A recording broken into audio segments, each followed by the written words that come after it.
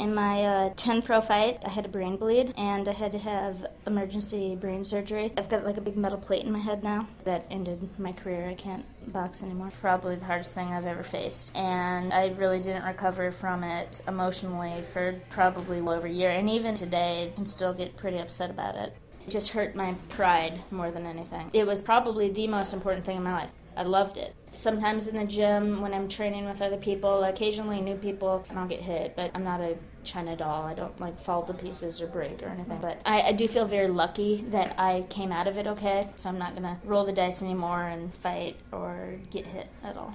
4 days after her brain surgery, she was in there telling me to get going, to do better. She was in there coaching me, and that's when, for me, the inspiration started. I knew then that I had someone very special that could fight through a brain injury and still be concerned about her boxers.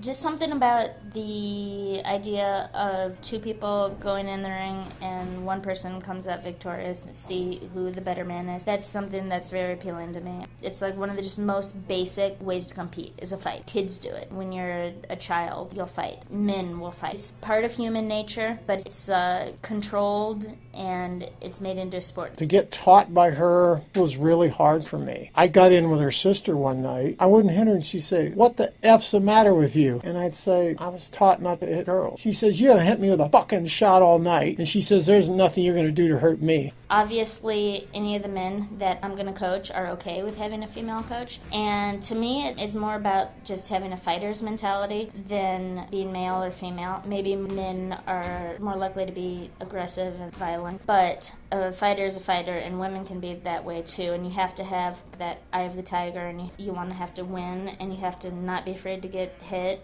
and not be afraid to get hurt and not mind or enjoy hurting someone else too.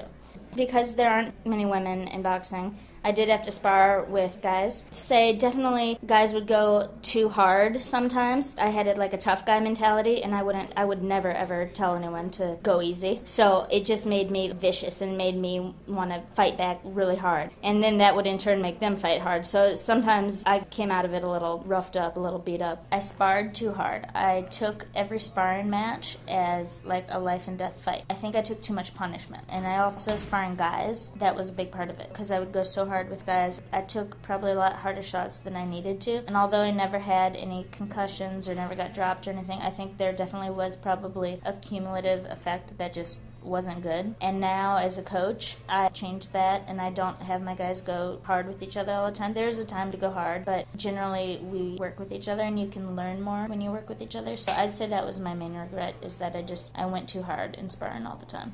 My goal really is just to help each individual get out of boxing the most they can get out of it and whatever they want to get out of it. So not everyone who comes in the door is going to be a fighter. Most of the people who train here either don't want to compete or don't really have what it takes to compete. And that's fine. I just want each person to be the best boxer they can be. I don't think there's anyone down there that would say a bad thing about her.